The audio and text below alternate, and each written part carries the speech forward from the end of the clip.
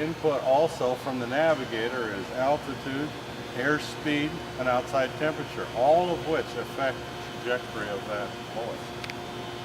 Now, the other thing you have is the sight pictures here. So let me bring the right one up here.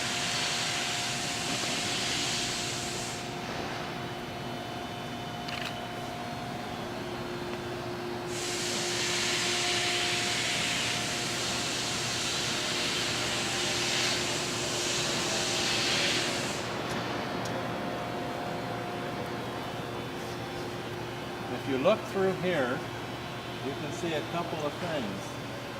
You can see some numbers, and I'll let you look in there a minute when I get it set. You see some numbers up there, and you see a circle of dots. Take a look through there. Yeah.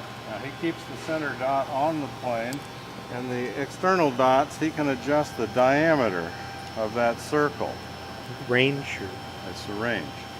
The numbers are, if he's shooting at a Japanese Zero, they had a 40-foot wingspan. If it's coming at him, he keeps those dots touching the wingtips, and that tells the system the range. If you don't get the range right, nothing will be right. So he's got to be careful with that.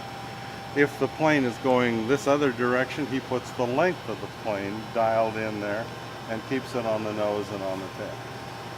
His job is to smoothly keep it on there, move it, and if he does that, he'll hit it if it's within range. It was an accurate system. Now, I'll operate, the last thing is, here's how he fires. He fires with either of his thumbs.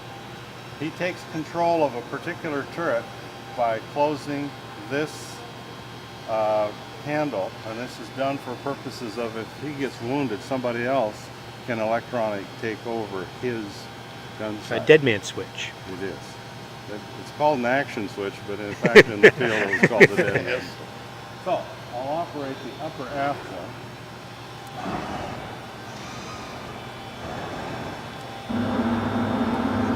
I have a recording of 50 caliber machine gun and speakers in the turrets.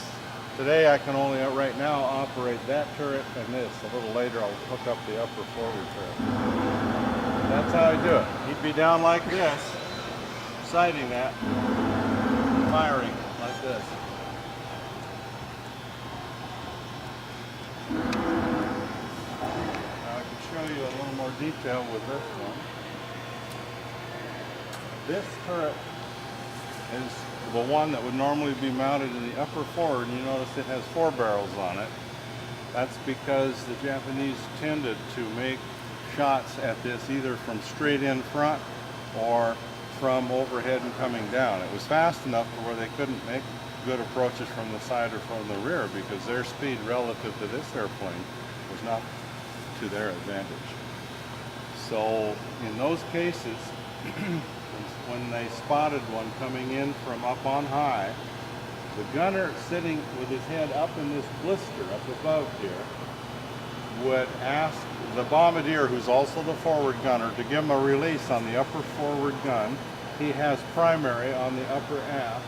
He could then fire both guns simultaneously, so he'd have 6 barrels firing at that person who's coming down edge. And convergence set by the...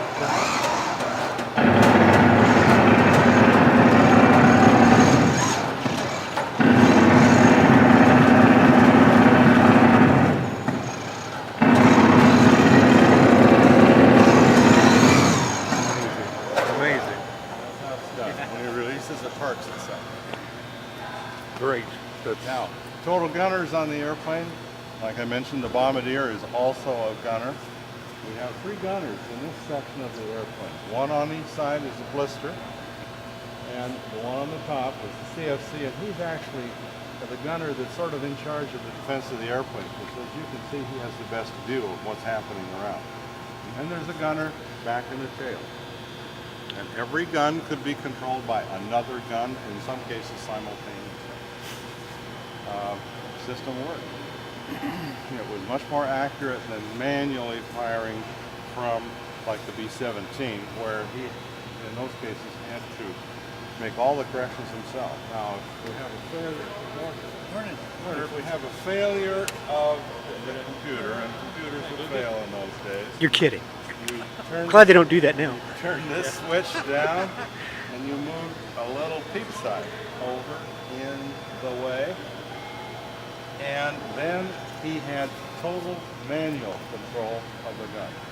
He didn't have any assistance from the computer, but he was not defenseless. He didn't have to make all his corrections, but he could still shoot. Well, that must have taken hours of practice. Well, they had, I have some pictures someplace of ground